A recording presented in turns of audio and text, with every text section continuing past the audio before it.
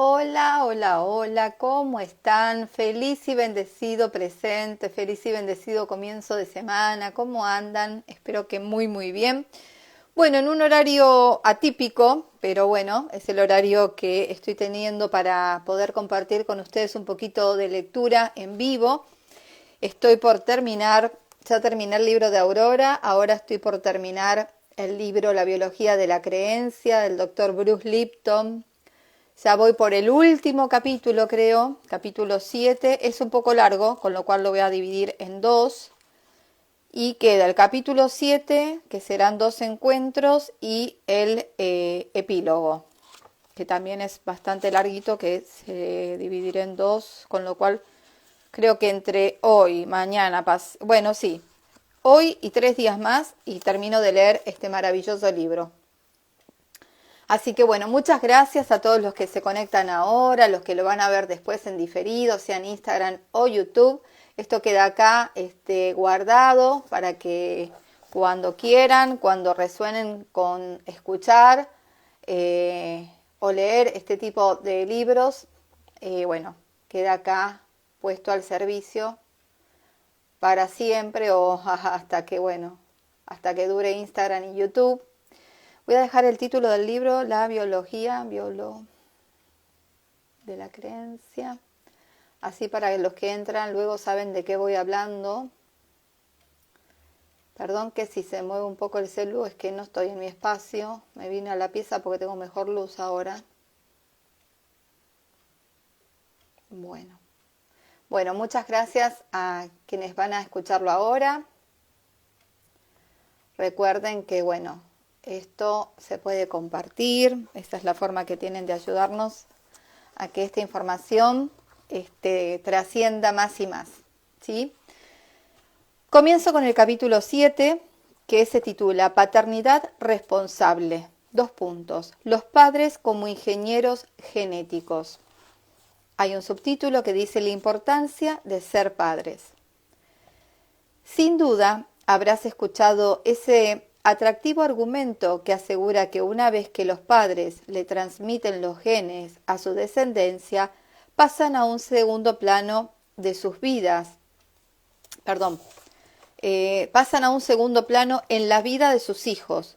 Lo único que tienen que hacer es evitar abusar de sus hijos, alimentarlos y vestirlos y esperar a ver hasta dónde les llega la programación genética. Esta idea permite que los padres continúen con sus vidas tal y como era antes de tener hijos. Pueden dejar a sus hijos sin problemas en las guarderías o en manos de niñeras. Es una idea de lo más atractiva para los padres ocupados o para los perezosos. También resulta atractiva para los padres como yo, que tenemos hijos biológicos con personalidades radicalmente diferentes. Solía pensar que mis hijas son distintas porque habían heredado genes diferentes en el momento de la concepción. Una selección aleatoria en la que ni su madre ni yo tomamos parte. Después de todo, creía yo, habían crecido en el mismo entorno, medio, así que la causa de sus diferencias debía de estar en su naturaleza, en sus genes. Ahora sé que la realidad es muy distinta. Las ciencias vanguardistas confirman lo que las madres y los padres bien informados han sabido siempre, que los padres sí importan, por mucho que algunos superventas traten de convencernos de lo contrario. Para citar al doctor Thomas Berney, un pionero en el campo de la psiquiatría pre- y perinatal, los descubrimientos expuestos en la literatura elaborada por expertos a lo largo de décadas establecen más allá de toda duda que los padres ejercen una influencia abrumadora sobre los atributos físicos y mentales de los hijos durante su desarrollo. Berney y Kelly, 1981. Y esa influencia comienza, según Berney, no tras el nacimiento de los niños, sino antes de que los niños nazcan. Cuando en 1981 Berney propuso por primera vez La idea de que la influencia de los padres se extendía incluso hasta el periodo de embarazo, en su libro La vida secreta del niño antes de nacer, las pruebas científicas no habían hecho más que comenzar con los preliminares y los expertos en la materia que se mostraron escépticos. Puesto que los científicos creían que el cerebro humano no era funcional hasta después del nacimiento, se asumía que los fetos y los bebés no tenían memoria y no sentían dolor.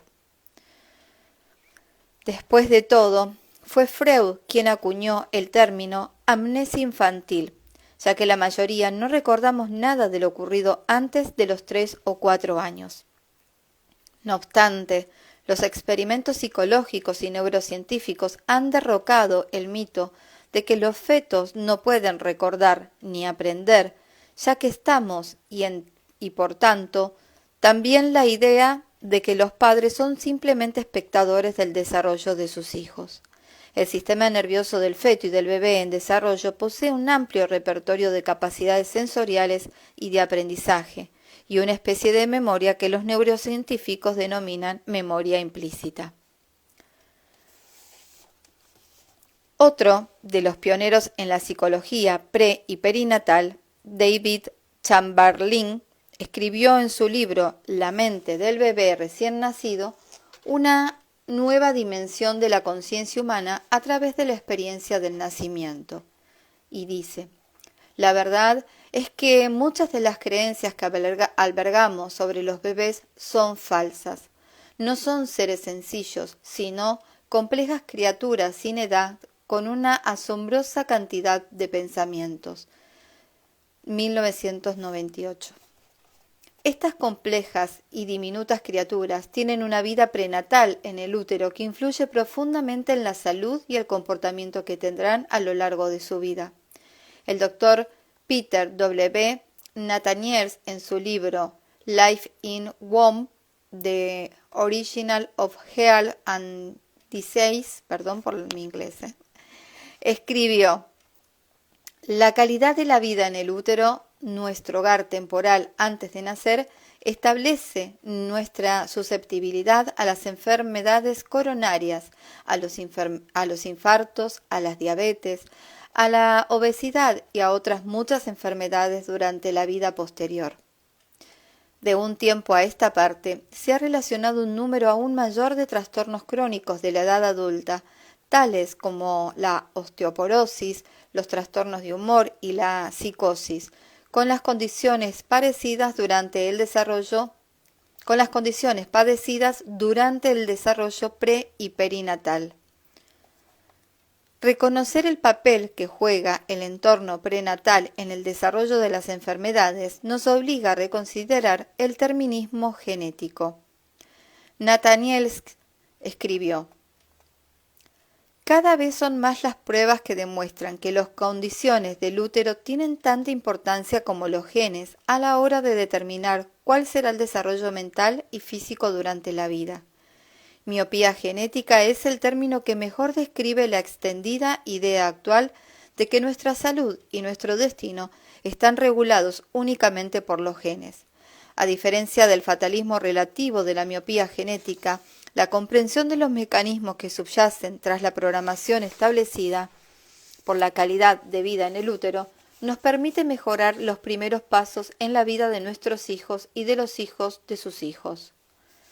Los mecanismos de programación a los que Nathaniels hace referencia son los mecanismos epigenéticos, ya que ha explicado los mecanismos mediante los que los estímulos del entorno regulan la actividad genética.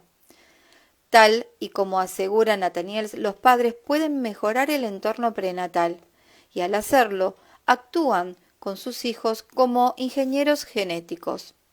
La idea de que los padres puedan transmitir los cambios hereditarios a sus hijos es desde luego un concepto lamarckiniano que entra en conflicto con el darwinianismo.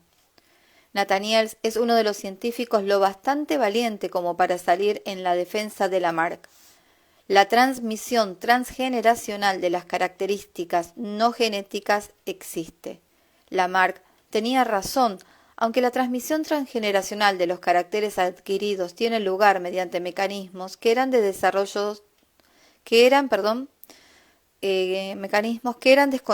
en su época. La respuesta de los individuos a las condiciones del ambiente que perciben sus madres antes del nacimiento le permite optimizar su desarrollo genético y fisiológico mientras se adapta al ambiente previsto. La propia plasticidad epigenética del desarrollo humano puede tener malos resultados y conducir a todo un despliegue de enfermedades crónicas que se manifiestan en la edad adulta si un individuo sufre una nutrición insuficiente y circunstancias adversas en el entorno durante los periodos fetal y neonatal de su desarrollo. Las mismas influencias epigenéticas continúan tras el nacimiento del niño, ya que los padres siguen influyendo sobre el medio en el que se desarrollan sus hijos. Ay, hola Fer, justo, sí, un grande Lamarck, la verdad, menos mal, Dios mío, que hay seres así. Sigo. Debo destacar un estudio especialmente fascinante que recalca la importancia de un buen ejercicio de la paternidad en el desarrollo del cerebro. El doctor Daniel J. Siengel, en su libro Developing Mind, escribió: para el cerebro en crecimiento de un niño pequeño, el mundo social proporciona las más importantes experiencias que va a influir sobre las expresiones de los genes, lo que a su vez determinará cómo se unen las neuronas entre sí para crear las rutas neuronales que darán origen a la actividad mental. En otras palabras, los niños necesitan un ambiente favorable para activar los genes que les proporcionarán un desarrollo cerebral saludable. Los padres, según revelan los últimos estudios científicos, continúan actuando como ingenieros genéticos después incluso del nacimiento de su hijo. Programación paternal, el poder de la mente subconsciente. Me gustaría contarte cómo alguien como yo, que se incluye en la categoría de aquellos que no estaban preparados para tener hijos, llegó a cuestionarse sus arraigadas nociones sobre la paternidad. No debería sorprenderte saber que comencé a hacerme preguntas en el Caribe, el lugar donde echó raíces mi cambio hacia la nueva biología. Mi replanteamiento vino inspirado por un desafortunado incidente, un accidente de motocicleta. Me dirigí a dar una conferencia cuando caí en la cuneta a gran velocidad. La moto terminó boca abajo. Por suerte, llevaba el casco, porque sufrí un golpe de consideración en la cabeza cuando la moto se estrelló contra el suelo. Estuve inconsciente una media hora y durante un tiempo mis alumnos y mis colegas creyeron que estaba muerto. Cuando recuperé el sentido, me dio la sensación de que me había roto todos y cada uno de los huesos del cuerpo. Durante los siguientes días apenas pude caminar y cuando lo hacía parecía una versión coja de Quasimodo. Cada paso era un doloroso recordatorio de que la velocidad mata. Cuando entré en el aula una tarde, uno de los alumnos me sugirió que tal vez me ayudara a visitar a su compañero de habitación, un compañero de estudios que también era quiropráctico. Tal y como expliqué en el capítulo anterior, mi educación alopática me había enseñado a considerar a los quiroprácticos como curanderos. Pero cuando sufres tanto dolor y estás en un sitio desconocido, te descubres probando cosas que jamás habrías tenido en cuenta en momentos más fáciles. Una vez que el quiropráctico convirtió su dormitorio en una consulta improvisada, supe por primera vez lo que era kinesiología, conocida popularmente como prueba muscular. El quiropráctico me dijo que extendiera la mano hacia arriba y que aguantara la presión que él iba a realizar. No me resultó difícil soportar la pequeña presión que ejerció sobre mi brazo. Después me pidió que mantuviera el brazo en alto y resistiera la presión mientras decía: «Me llamo Bruce». Una vez más, no me costó mucho mantener el brazo en alto, aunque esta vez comencé a pensar que las advertencias de mis colegas académicos eran de lo más acertadas. Esto es una estupidez, me dije. En ese momento, el quiropráctico me dijo que mantuviera el brazo en alto y que aguantara la presión mientras decía con fuerza: me llamo Mari. Para mi asombro, mi brazo se vino abajo a pesar de mi resistencia. Espera un momento, le dije. Parece que no he ejercido la fuerza suficiente. Probemos otra vez. Así lo hicimos, y esa vez me concentré más en resistir la presión. De todas formas, cuando repetí aquello de me llamo Mari, mi brazo cayó como una piedra. Ese alumno que en aquellos momentos se había convertido en mi profesor, me explicó que cuando la mente consciente alberga un pensamiento que entra en conflicto con una realidad aprendida anteriormente y almacenada en la mente subconsciente, el conflicto intelectual se expresa mediante la debilitación de los músculos del cuerpo. Para mi más completo asombro, me di cuenta de que mi mente consciente, la cual había ejercido con tanta seguridad en el entorno académico, no estaba bajo mi control cuando ponía voz a una opinión que difería de una de las realidades almacenadas en el subconsciente.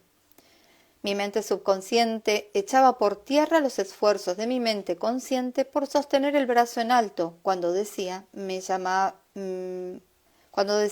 llamo Mari.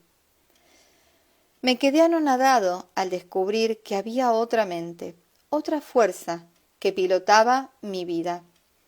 Y aún más desconcertante fue comprender que esa mente oculta, la mente sobre la que no sabía más que la teoría psicológica, era en realidad más poderosa que mi mente consciente, tal y como Freud afirmaba. En definitiva, mi primera visita al quiropráctico resultó ser una de esas experiencias que te cambia la vida.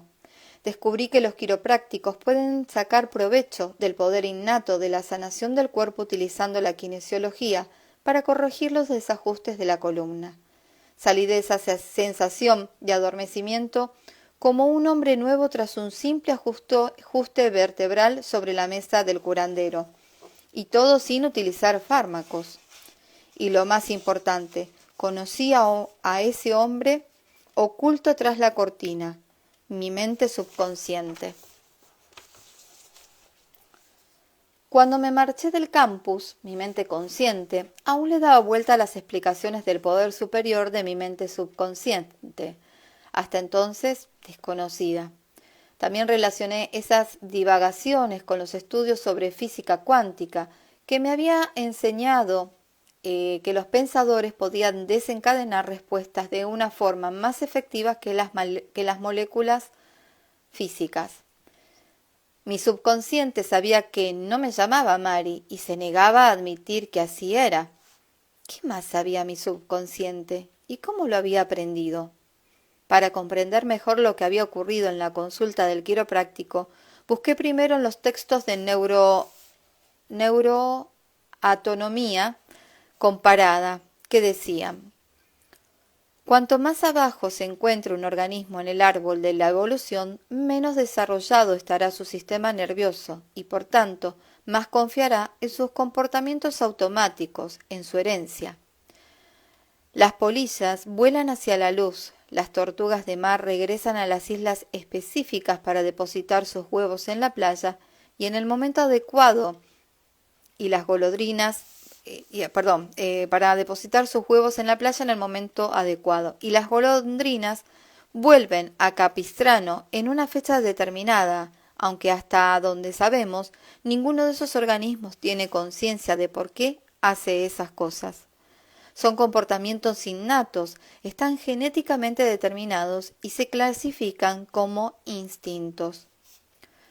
Los organismos superiores tienen sistemas nerviosos más complejos controlados por cerebros cada vez más grandes que les permiten llevar a cabo complejos patrones de comportamientos aprendidos a través de la experiencia, medio. La complejidad de este aprendizaje adquirido culmina posiblemente con los humanos, que se encuentran en la cima, o al menos muy cerca del árbol de la evolución. Citando a los antropólogos Emily A. Schulze y a Robert H. Lavenda, Para sobrevivir, los seres humanos dependen más del aprendizaje que otras especies. Carecemos, por ejemplo, de instintos que nos protejan de forma automática y nos proporcionen alimento y refugio.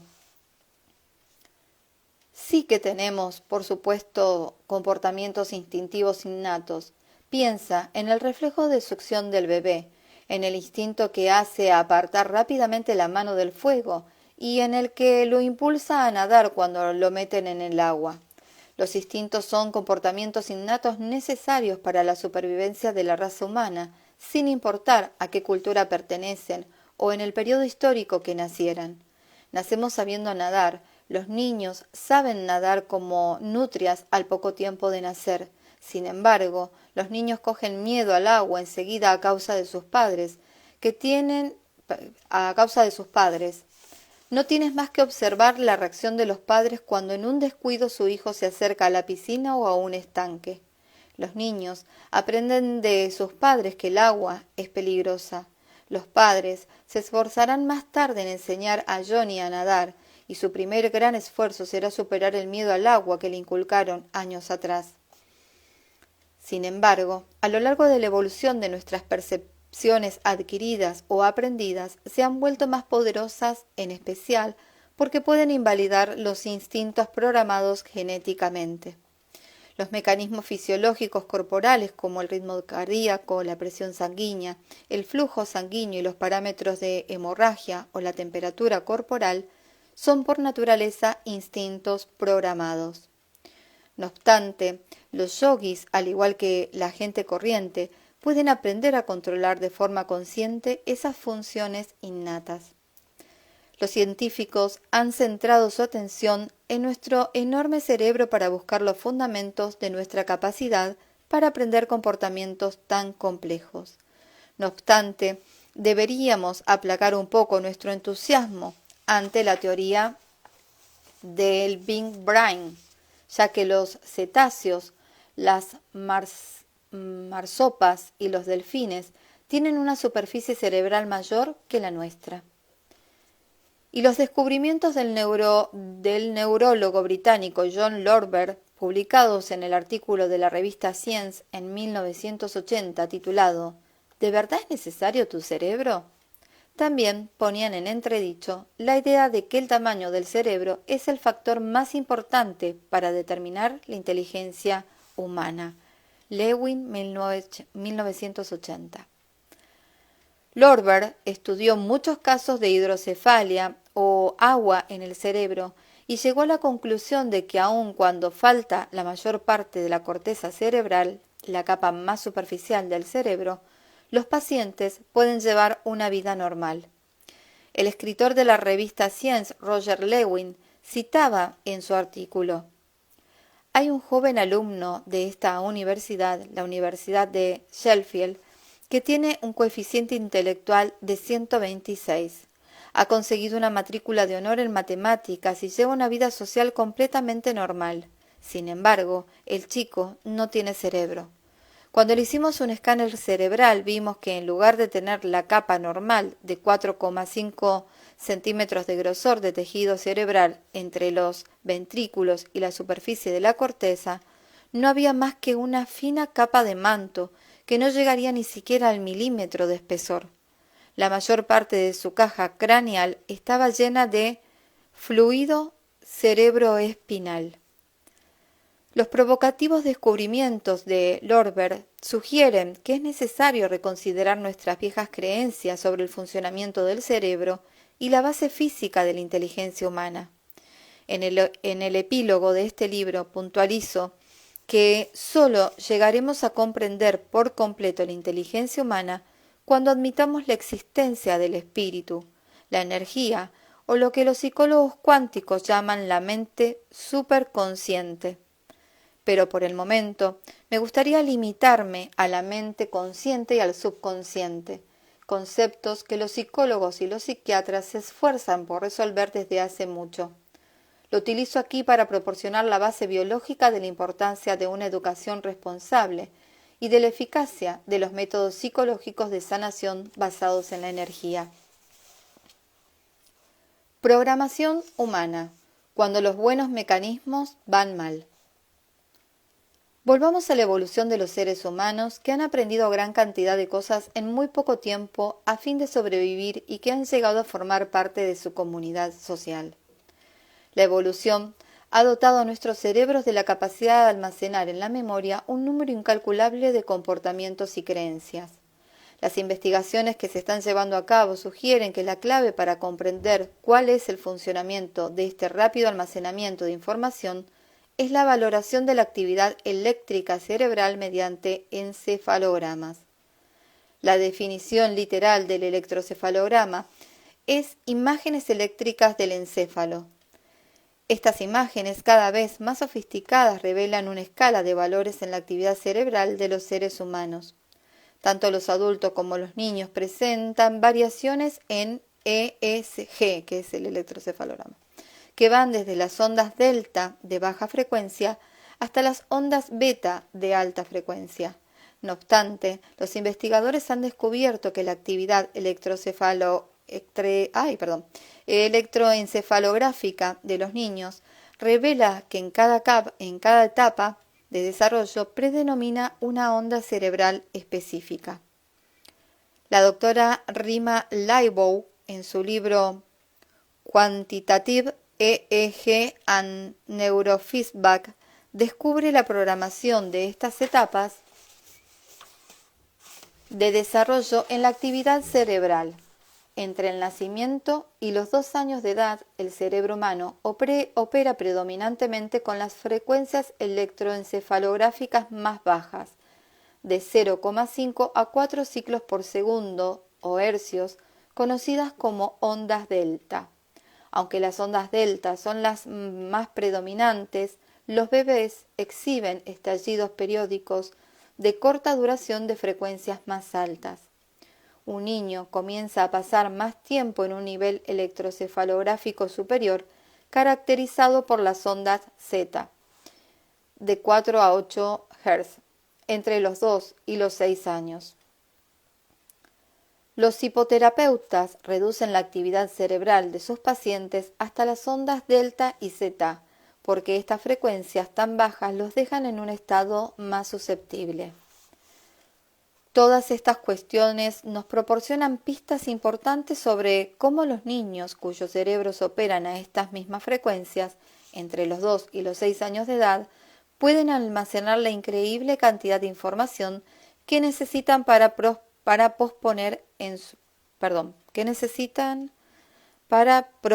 en su entorno. La capacidad para procesar esta vasta cuantía de información es una adaptación neurológica muy importante que sirve para facilitar el intenso proceso de culturalización. Los entornos sociales humanos cambian tan rápidamente que no supondría ventaja alguna transmitir los comportamientos culturales mediante instintos programados genéticamente. Los niños pequeños observan con detenimiento su entorno y almacenan los conocimientos que les ofrecen sus padres en la memoria subconsciente. Como resultado, el comportamiento y las creencias de sus padres se convierten en las suyas. Los investigadores del Instituto de Investigación de Primates de la Universidad de Kioto han descubierto que las crías de chimpancé también aprenden observando a sus madres.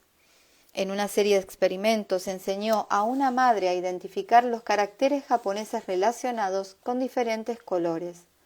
Cuando se proyectaban los caracteres japoneses para un color específico en el monitor de un ordenador, la chimpancé aprendía a identificar la muestra del color correcto. Si elegía el color correcto, la chimpancé recibía una moneda que podía introducir en una máquina expendedora que le proporcionaba una fruta. Durante el proceso de adiestramiento, la chimpancé siempre mantenía a su cría cerca. Para sorpresa de los investigadores, un día, mientras la madre recogía su fruta de la máquina expendedora, la cría de chimpancé seleccionó el color correcto, recibió una moneda y siguió a su madre hasta la máquina. Los atónitos investigadores llegaron a la conclusión de que los bebés pueden aprender comportamientos complejos con el mero hecho de observar, sin que sea necesario una participación activa por parte de sus padres. Qué maravilloso. De forma similar, los comportamientos, las creencias y las actitudes que los humanos observamos en nuestros padres se graban en nuestro cerebro con tanta firmeza como las rutas sinápticas de la mente subconsciente. Una vez que la información se almacena en el subconsciente, controla nuestra biología durante el resto de nuestra vida. A menos que descubramos una forma de volver a programarla, cualquiera que albergue dudas acerca de la complejidad de este sistema de almacenamiento, debería pensar en la primera vez que a su hijo se le escapó una palabrota que le había escuchado decir.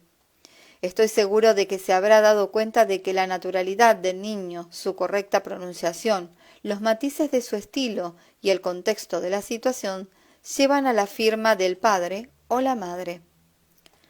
Dada la precisión de este sistema de almacenamiento de conductas, imagina las consecuencias que tiene que un padre le llame a su hijo niño estúpido o que le diga no te mereces nada o no vales nada, nunca deberías haber nacido o eres una persona débil y enfermiza.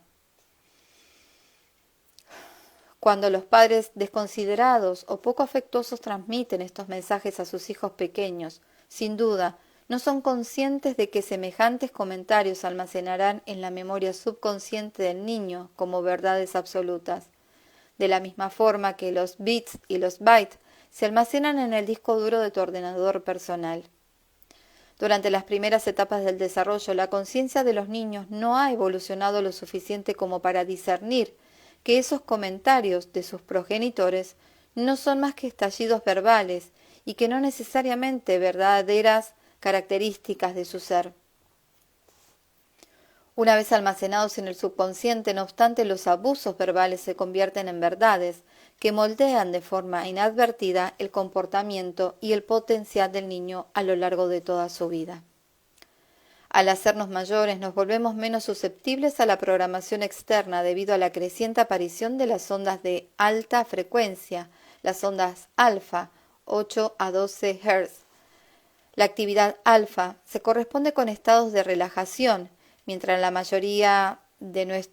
la mayoría de nuestros órganos sensoriales, como los ojos, la nariz o los oídos, observan el mundo exterior. La conciencia se asemeja a un órgano sensorial que se comporta como un espejo que refleja el funcionamiento interno de la comunidad celular corporal. Es una percepción del yo. Alrededor de los 12 años, el espectro encefalográfico del niño comienza a mostrar periodos mantenidos de una frecuencia aún mayor denominada ondas beta, 12 a 35 Hz. Los estados cerebrales beta se caracterizan por una conciencia activa o concentrada. El tipo de actividad cerebral se produce cuando se lee un libro. Hace poco se ha descrito un quinto estado de actividad electroencefalográfica de mayor frecuencia denominado ondas gamma, mayor a 35 Hz. Esta frecuencia en el EEG se relaciona con estados de rendimiento máximo, como cuando los pilotos se disponen a aterrizar el avión o un jugador profesional de tenis se ve envuelto en una trepidante sucesión de voleas.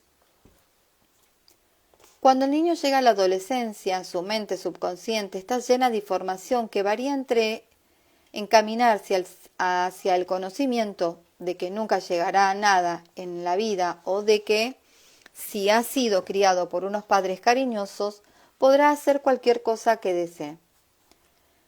La suma de los instintos genéticos y las creencias aprendidas de nuestros padres forman la mente subconsciente, que pueden controlar tanto nuestra capacidad para mantener el brazo en alto en la consulta de un quiropráctico como nuestros mejores propósitos de año nuevo, de dejar de estropearnos con fármacos o comidas.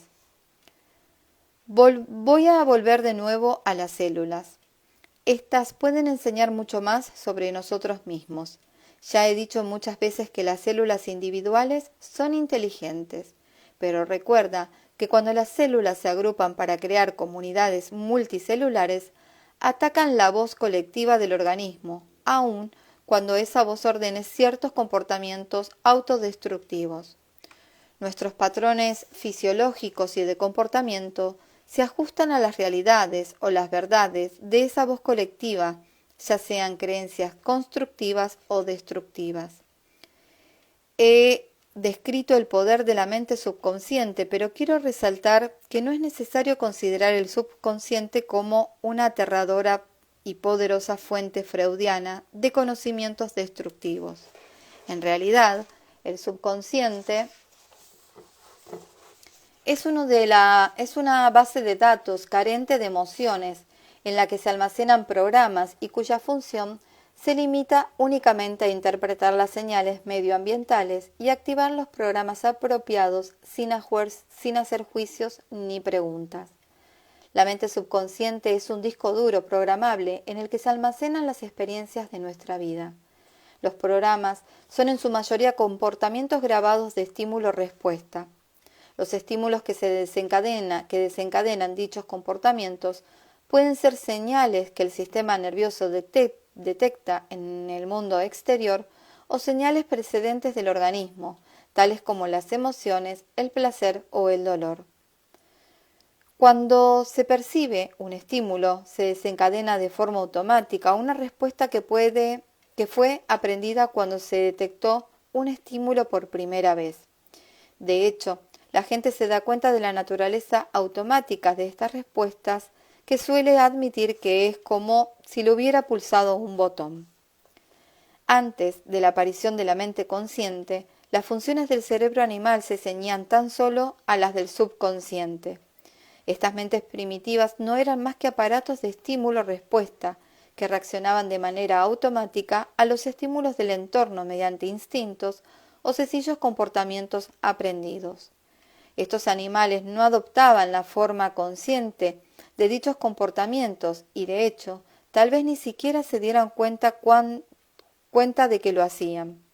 Sus comportamientos son reflejos programados, como el cierre del párpado en respuesta a una ráfaga de viento o al estiramiento de la pierna cuando se golpea la rodilla. La mente consciente, el creador interior. La evolución de los mamíferos superiores, entre los que se incluyen los chimpancés, los cetáceos y los humanos, provocó un nuevo nivel de conciencia llamado autoconciencia o sencillamente mente consciente. Esta nueva mente consciente supone una importante ventaja evolutiva. Si la mente subconsciente es nuestro piloto automático, la mente consciente es el control manual. Por ejemplo, si una pelota se acerca a tu ojo, la mente consciente más lenta tal vez no tenga tiempo de percibir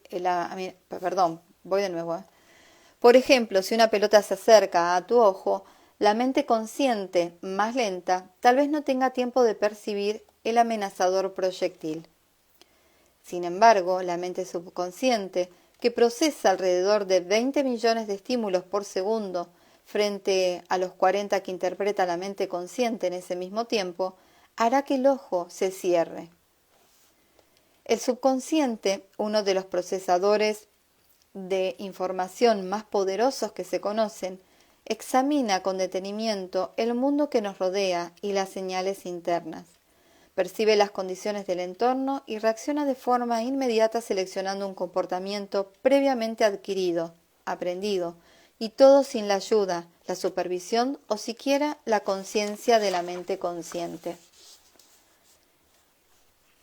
Imagina el poder de procesamiento de información de la mente consciente y de la subconsciente.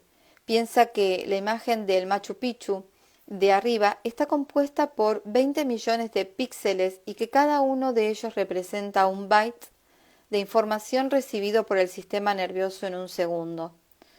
¿Cuánta de esa información llega a la mente consciente? En la ilustración inferior, el puntito representa la información total procesada por la mente consciente. En realidad, ese puntito contendría 10 veces más cantidad de información de la que llega a la mente consciente, pero he tenido que aumentarle para que fuera visible. En cambio, el poderoso subconsciente procesa la información restante, la zona negra, en ese mismo segundo. Miren, les voy a mostrar la imagen. No sé si se va a ver el puntito que él hizo en esta imagen. Es un puntito muy chiquitito, donde está la flecha, que encima él dice que lo tuvo que ampliar, pero bueno, sería que ese puntito que ni siquiera se llega a ver acá en la imagen, es la mente consciente, y todo lo negro es la mente subconsciente. También ahí gráficamente hay una imagen de un iceberg en las redes, en Google, donde se ve la puntita del iceberg, es la mente consciente, y toda la parte de abajo es la mente inconsciente. Continúo un poquito más, una o dos hojitas más que ya tengo marcado, y dejo porque es muy largo este capítulo. Las dos mentes forman un dúo de lo más activo. Cuando operan juntas, la mente consciente puede utilizar todos sus recursos para concentrarse en un punto específico, como por ejemplo, la fiesta a la que piensas asistir el viernes por la noche. De forma simultánea, el subconsciente sigue cortando el césped sin rebanarse un pie y sin atropellar al gato, aun cuando no estés prestando atención.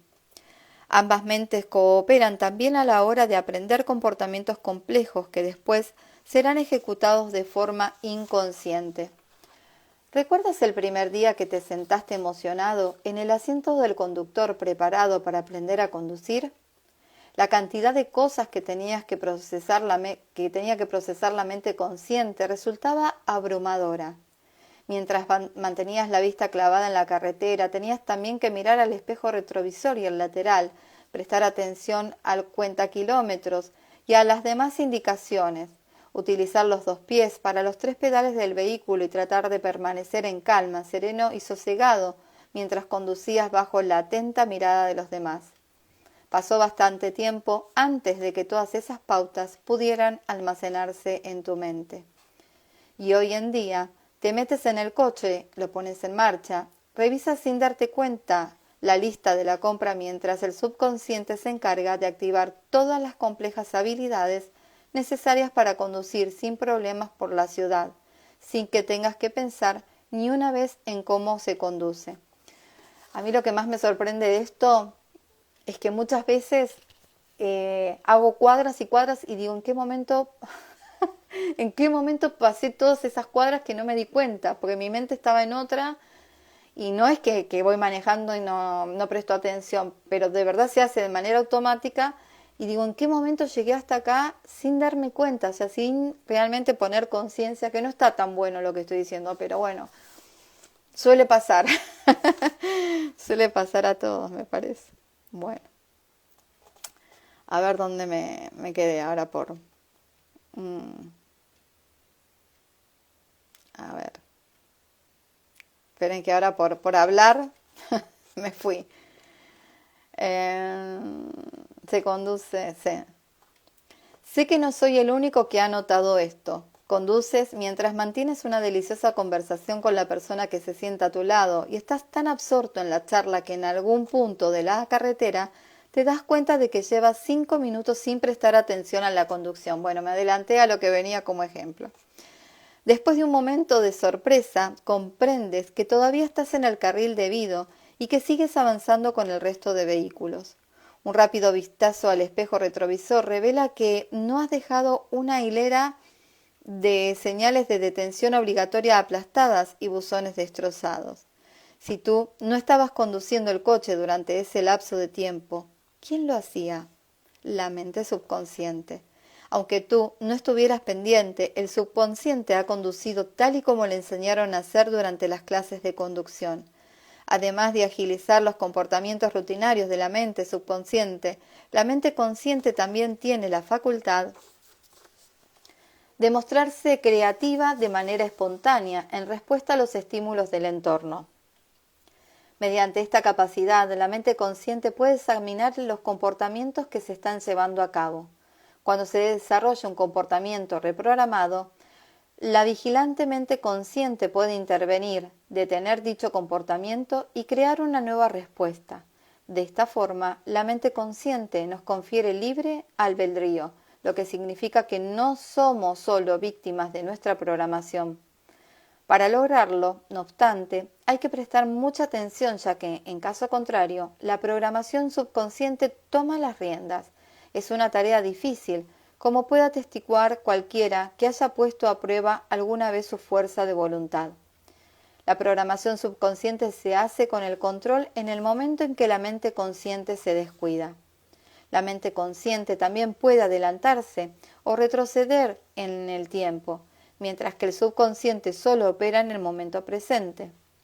Cuando la mente consciente está soñando despierta, creando planes de futuro, reviviendo experiencias pasadas, la mente subconsciente se encuentra al mando, manejando con eficacia los comportamientos requeridos en ese preciso instante, sin necesidad de la supervisión consciente. Ambas mentes forman un mecanismo fantástico, pero este mecanismo también puede estropearse. La mente consciente es el yo, la voz de nuestros pensamientos. Puede tener grandes visiones o planes de futuro llenos de amor, salud, felicidad y prosperidad. Mientras ocupamos nuestra mente consciente con pensamientos felices, ¿quién se encarga de dirigir la función? El subconsciente. ¿Cómo se las apaña el subconsciente para dirigir nuestros asuntos? Justo como le he enseñado a hacerlo. Es posible que los comportamientos subconscientes que se llevan a cabo cuando no prestamos atención no sean creaciones nuestras, ya que la mayor parte de las conductas se han aprendido observando a otras personas.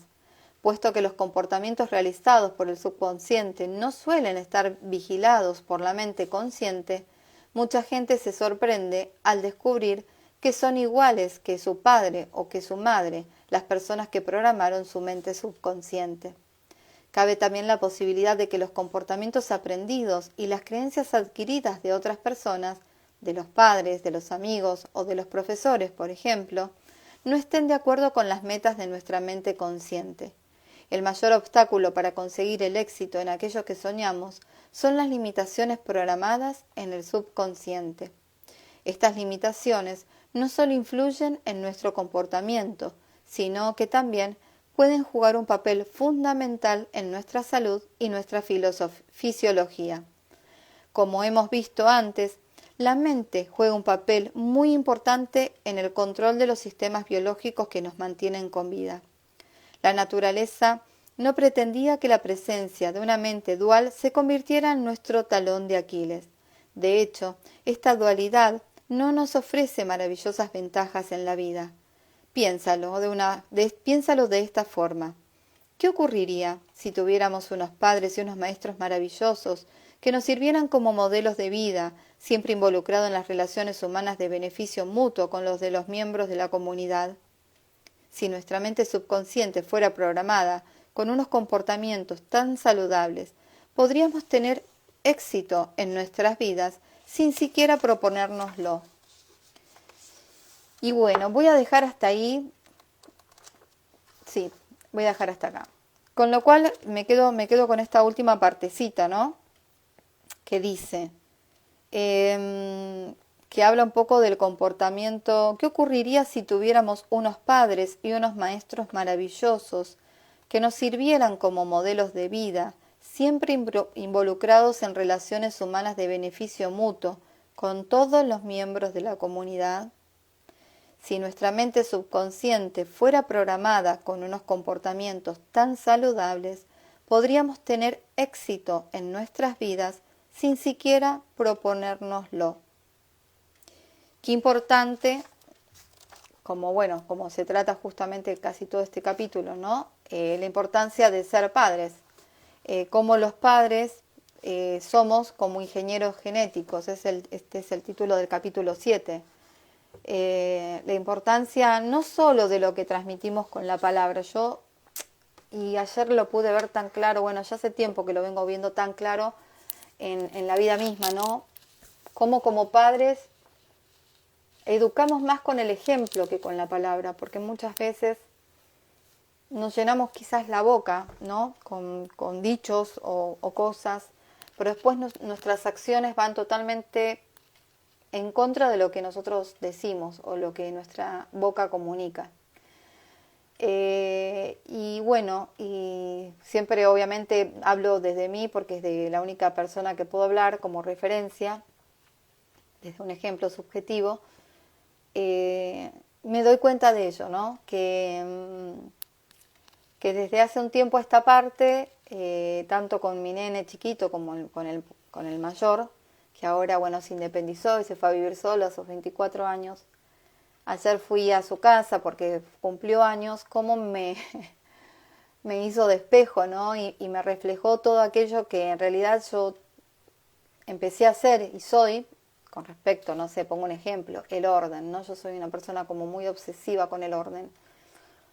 Y como él ahora en su espacio, ¿no? En su hogar, en su departamento, eso prima, ¿no? O sea, me dice, no, no, no, espera que ordene y no, no, yo no puedo estar en un lugar desordenado y me reía porque no es algo que, si bien, bueno, le decía, ¿no? Ordena tu pieza y demás, bueno, como adolescentes, nada, era yo la que mantenía todo en orden, pero como ahora ese ejemplo que uno, nada, lo da de manera natural porque yo soy así, ¿no? O sea, nada impuesto.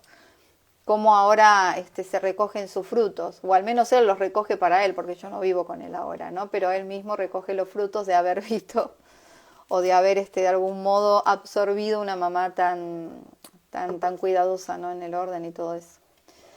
Pero bueno, seres bonitos, muchísimas, muchísimas gracias a los que estuvieron ahora en el vivo, a los que lo van a ver después. Gracias por resonar con esta lectura. Recuerden que la subo a YouTube también, el canal Calma Salud Consciente. Si activan las notificaciones cada vez que subo un video, les avisa. También lo pueden compartir por allí y esa es la manera que ustedes tienen de apoyar y bueno, hacer que estas cuentas estén cada vez con mayores seguidores y que esta información se pueda transmitir a más y más personitas para que empecemos a dar ese cambio de chip, ese cambio de paradigma en varios de los aspectos de la vida misma. Que tengan un feliz y bendecido día, feliz y bendecida semana. Nos vemos mañana en la segunda parte del capítulo 7 y esta semana calculo que lo termino. Después les cuento qué libros, 2 libros elegí ya para compartir con ustedes. Después más cerca del fin de semana les comparto los títulos. Que tengan un bonito día. Chao, chao.